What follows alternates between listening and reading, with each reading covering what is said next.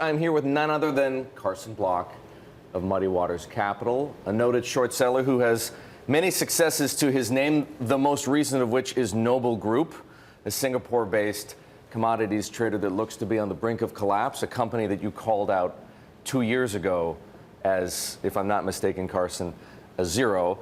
But we're not here to talk about Noble Group. We might get to it in a moment. I do want to talk to you about Snap, because this is a company you've done some work on. You're not here to present a full report, if you will.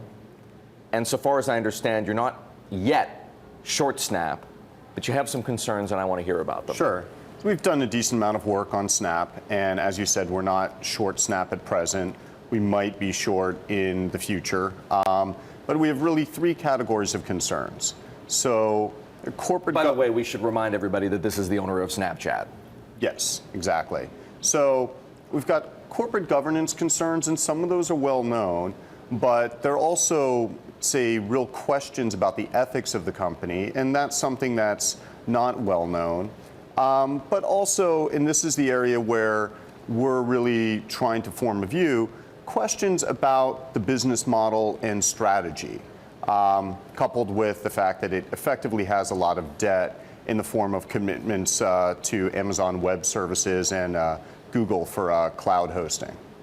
Let's take them one by one. Sure. You say some of the corporate governance concerns are well known. Mm-hmm.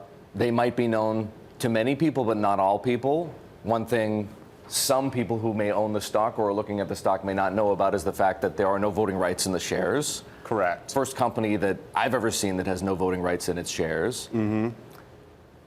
On the surface, that strikes me as a corporate governance concern. Is that what chiefly concerns you, or is there more than that? That's not the chief concern, but that's definitely a concern because the CEO, Evan Spiegel, he strikes me as one of the founders who you don't necessarily want around to run the mature company. Why? But, well, at this point, and this gets to the ethics concerns we have.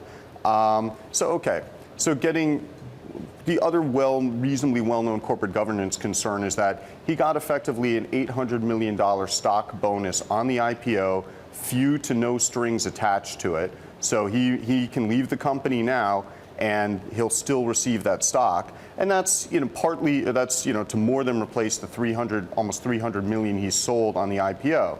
So that is really.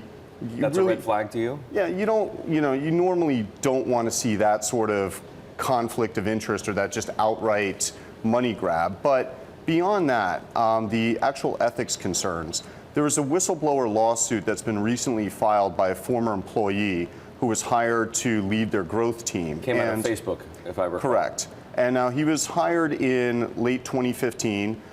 He was only with the company for 3 weeks before he was fired. And in his lawsuit, he's alleging that at the time that Snap was telling investors and advertisers that they hit 100 million daily active users, it was really about 80. And there are other issues. At the time, they were apparently telling everybody that they were growing double digit month on month in terms of daily active users. And he said it was really quarterly, low to mid single digits, which is what we see now with their first quarter as a public company. Okay, so let's say he's right and you're right to give him some credibility. Who's to say that Evan Spiegel, who's in his mid-20s, isn't going to, quote unquote, grow out of this stuff, grow up, if you will, mm-hmm. and start running Snap like, the public company? Okay, well, one thing I do want to emphasize before answering that question, and that is a key question. We've actually diligenced the whistleblower here. His name is Anthony Pompliano. Mm-hmm. We've had one of our investigators do a lot of diligence, and everything that's come back indicates that he's a very stand-up guy, very serious, very honest. He checks out. Yeah, I mean, he at this point, I would say it's probable that what he is saying is correct. Now, in terms of that question of, well, can a zebra change its stripes? Let's say Spiegel was problematic before. Can he straighten out? I mean, here's the real problem I have with that. He's just been massively rewarded for, if Pompliano is correct, this unethical, problematic behavior. So people who are positively rewarded are positively sanctioned for that, I really don't see them all of a sudden having this moment where they say, you know what, that was great back then, but now's the time for me to really, toe the line and straighten my act out. In other words, the incentives aren't lined up in the right direction. Yeah, I mean, I think usually people like that have to have something really bad happen to them before they correct their behavior. Well, a 26% drop in your stock price on the day of earnings is something bad. I'm not sure whether it's quite bad enough. Before we run out of time, let's get to the business model and strategy issues, because it sounds as though they might even be more important than the ethics and corporate governance issues. Right, and this is, for us, we generally don't do a lot of forward-looking analysis, so this is for us the piece that we really want to work on more to come to a view. Now, there's this, so for people who are long We know Snap, about some of this stuff, right? Everything Snapchat does, Facebook seems to replicate. right, but there are some important differences. Well, so one of the bull theses on Snap is that the younger generation, they think of Facebook as, we thought of Oldsmobile. We're not interested in it, and they're not going to go to Facebook. But the counterpoint to that, which I think is a very salient counterpoint, is that Snap is great when you're a teenager in high school and you have your cliques and you're trying to hide things from your parents. But as you get to college and you start thinking about applying for jobs, that's when you want to embrace the wider world. And Snap, with its focus on much tighter social networks as opposed to, say, the whole world like Facebook, is deliberately not well suited for that. And so the counterpoint to the bull thesis on Snap there is that today's teenagers will become tomorrow's prime, they will use Facebook as their primary social network going forward. So it's not that we see a real generational difference. So that's one thing that's actually an important point.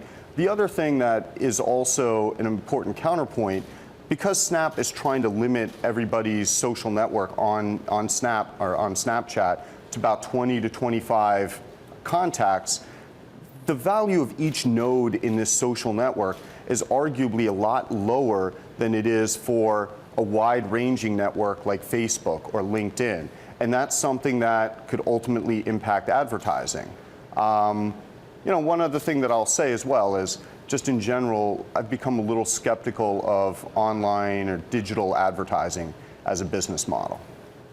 I have to ask, Carson, you raise what sound like legitimate concerns.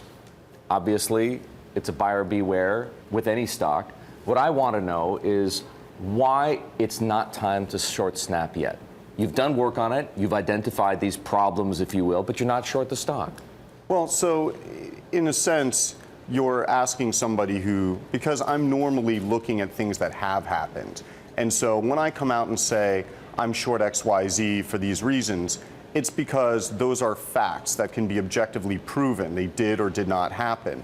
Here, we're really trying to understand the future. And I think I'm okay at that, but when you compare it to the feeling I normally get with a short where I'm saying 100% conviction that this is a problem or this did happen, it's really hard to clear that bar when thinking about the future. So it's a matter of getting comfortable with that sort of speculation so quickly, on the future. give me a percentage on your level of conviction on Snap right now. It's not 100 clearly. I call it medium. I call it medium conviction. 50%. For most people, I wouldn't say 50% is accurate, but for us, I call it 70%. 70%. Yeah. Carson, good seeing you this morning, and thanks for spending time with me as always.